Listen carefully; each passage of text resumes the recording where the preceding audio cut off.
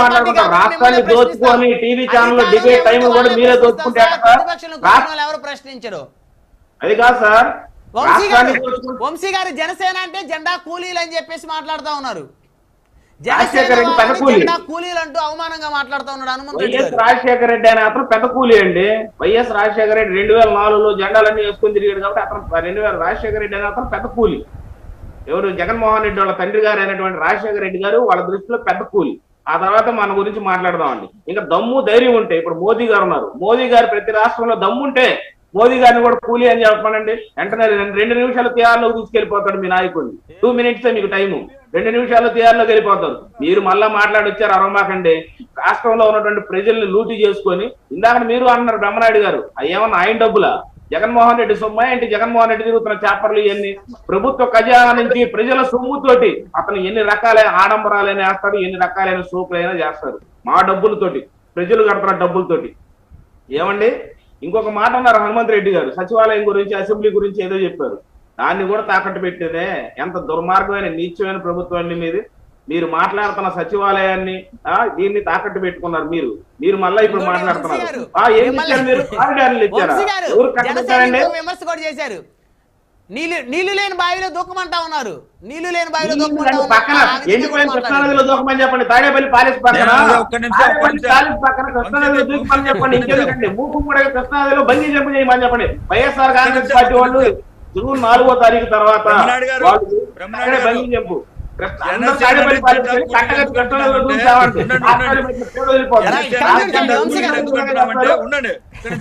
ఆయనకే చెప్తున్నా, తెలుగుదేశం పార్టీని జెండా కూలి అనలే. ఎందుకంటే తెలుగుదేశం పార్టీ 140 స్థానాల్లో పోటీ చేస్తుంది కాబట్టి తెలుగుదేశం పార్టీ జెండా కూలి అని అనలే. జనసేన పార్టీని అంటా ఉన్నారు. కాంగ్రెస్ పార్టీ 90 స్థానాల్లో పోటీ చేస్తుంది. ఒక్క నిమిషం. ఆ రోజు రాజశేఖర రెడ్డి గారి పార్టీ 215 స్థానాల్లో పోటీ చేసింది. అందుకు తీసుకునేవాడు పవన్ కళ్యాణ్ కూలి అనేది.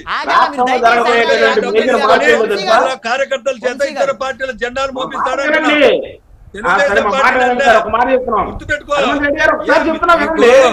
అందుకే మీరు అందరు పోయి నీళ్ళు లేని బాయిలో దుంకండి. ఏదైనా చేశామని చెప్పుకునే దానికి ఉండాలా?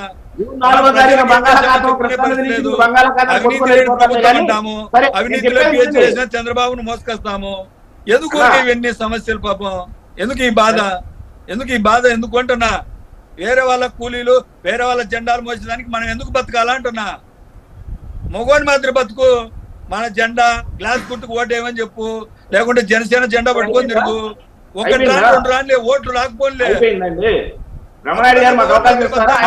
ఆగండి సార్, ఆగండి. ఎవరి అభిప్రాయాలు వారి ఆగండి. ఎవరి అభిప్రాయాలు వాళ్ళు చెప్పుకోవడానికి ఇది సమయం లేదు. మనం ప్రజల్లోకి వచ్చాం సార్. ఎవరి అభిప్రాయాలు వాళ్ళు చెప్పుకోవడానికి కాదు, పార్టీ అభిప్రాయం.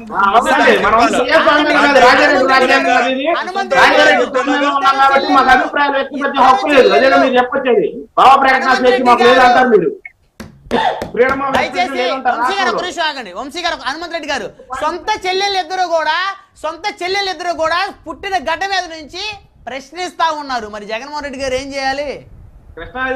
బాబాయిని చంపినోడి నెత్తర పెట్టుకున్నాడు అన్నట్టు సొంత చెల్లెలు మాట్లాడుతున్నారు.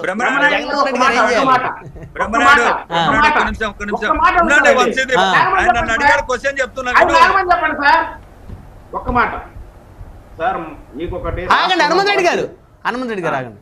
రాష్ట్రంలో జరగబోయే ప్రధాన మార్పు ఏంటో తెలుసా అండి? మీరు గమనించే ఉంటారు. ప్రధాన మార్పు పులివెందుల నుంచే మొదలవుతుంది. వైఎస్ భారతిరెడ్డి గారు, ఎవరైతే జగన్మోహన్ రెడ్డి గారు సతీమణి ఉన్నారో, ఆవిడ పులివెందుల ప్రచార బాధ్యతను స్వీకరించబోతున్నారు.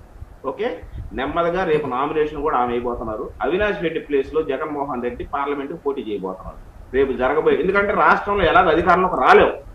ఎట్లాగో మనకు రాజ్యసభ సభ్యులు ఉన్నారు కదా, ఇట్లా పార్లమెంట్ లోకి ఇట్లా నెట్టుకొని వెళ్ళిపోతాం, జైలు ఇట్లా జైలు నుంచి తప్పించుకుందాం అనే ఉద్దేశంలో భారతిరెడ్డిని అక్కడ పెట్టి ఇతను పార్లమెంట్ కి వెళ్దామనే ఉద్దేశంలో ఉన్నాడు జగన్మోహన్ రెడ్డి.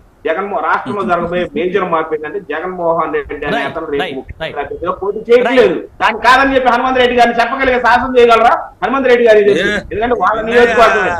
అవినాష్ రెడ్డి గారు పోటీ చేయట్లేదు, జగన్మోహన్ రెడ్డి గారు పోటీ చేస్తున్నారు.